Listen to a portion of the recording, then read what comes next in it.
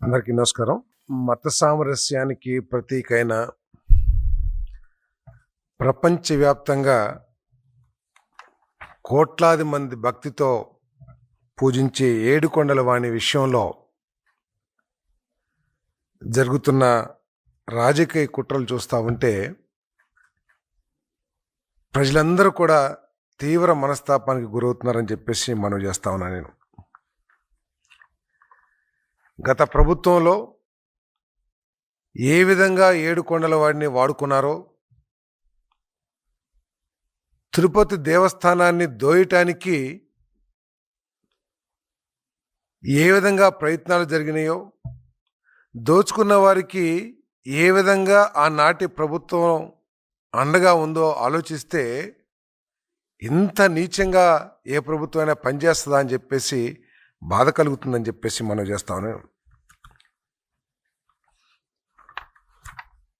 మనందరం కూడా కోట్లాది మంది, ప్రపంచవ్యాప్తంగా ఉన్న కోట్లాది మంది భక్తులు తమ కష్టాలు తీరుతాయని, తమకు ఆశీర్వాదం, స్వామి ఆశీర్వాదం కావాలని వచ్చి కోట్లాది రూపాయలు కానుకలు సమర్పిస్తున్న విషయం మనందరికీ తెలిసిందే. అవన్నీ కూడా హిందూ మత ధర్మ వ్యాప్తికి, పేదలకి మేలు చేసే కార్యక్రమాలకి వాడతారని చెప్పేసి కూడా మనందరికీ తెలిసిన విషయమే. కానీ పరకామణిలో 100 కోట్ల రూపాయలు, అది ఫారిన్ కరెన్సీ, ఒక వ్యక్తి దోచేశాడనే వార్తే చాలా ఆశ్చర్యకరంగా, బాధాకరంగా ఉందని చెప్పేసి మనం చేస్తాను. దొంగతనం 29/4/2023 రాత్రి 11 గంటలకి ఆనాటి విజిలెన్స్ అధికారి సతీష్ కుమార్ పోలీస్ స్టేషన్లో క్రైమ్ నెంబర్ 19/2023 సెక్షన్స్ 379, 381 ఐపీసీ కింద కేసు నమోదు చేశారు. అంత పెద్ద కేసు. తిరుపతిలో దొంగతనం చేశారనే మాటే ప్రజలకి డైజెస్ట్ కాదు.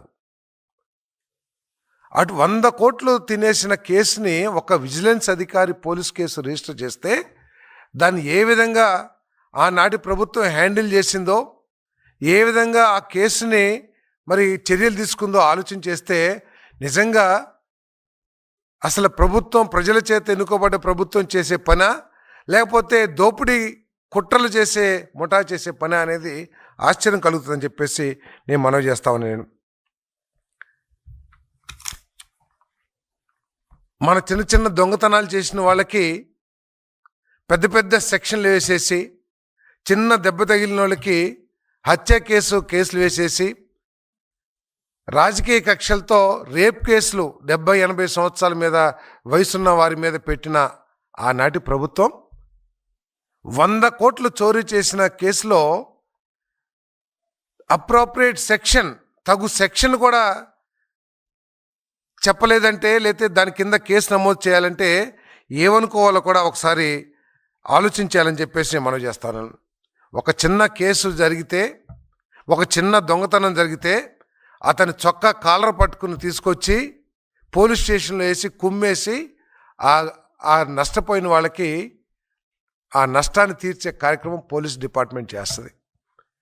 100 కోట్లు దొంగతనం చేసిన ముద్దాయిని కేవలం 41A నోటీస్ ఇచ్చేసి స్టేషన్లో కనీసం ఒక 10 రోజులు కూడా ఎంక్వైరీ కోసం రమ్మనుకోకుండా చక్కగా పోలీస్ స్టేషన్కి దొరగారిని తీసుకొచ్చి కేవలం ఏదో విచారణ పేరుతో అన్ని మర్యాదలు చేసి పంపించారంటే అసలు నిజంగా ఏమి ఆలోచించాలో కూడా అర్థం కావట్లేదని చెప్పేసి నేను మనవి చేస్తా ఉన్నాను. మనం చూసాం చాలా కేసుల్లో పోలీస్ డిపార్ట్మెంటు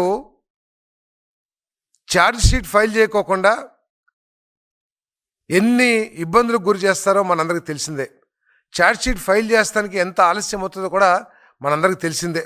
చాలా కేసుల్లో 5-6 నెలలైనా, ఆఖరికి భార్యాభర్తల తగాదా కేసులో కూడా ఛార్జ్షీట్ దాఖలు చేస్తానికి అనేక మాసాలు తీసుకుంటుంది పోలీస్ డిపార్ట్మెంట్. కానీ 100 కోట్లు ఫారిన్ కరెన్సీ, దీంట్లో ఫారిన్ కరెన్సీ రూల్స్ ఉంటాయి, లేకపోతే అనేక దోపిడీ, అనేక రకాల యాంగిల్స్లో ఎంక్వైరీ చేయకోకుండా అసలు దీనికి మూలాలు ఎక్కడున్నాయి, దీని వెనకే ఎవరున్నారు, ఎవరి సహకారంతో, ఎవరి ఆసరాతో, ఎవరి బలంతో ఇంత దారుణానికి ఆ రవికుమార్ అనే వ్యక్తి ఒడిగట్టాడనేది ఎంక్వైరీ చేయకోకుండా ఒక నెలలోనే, అంటే 29/4/2023 కేసు ఫైల్ చేస్తే 31/5/2023 తిరుపతి 2వ జ్యుడిషియల్ మేజిస్ట్రేట్ కోర్టులో ఛార్జ్షీట్ వేసేశారు.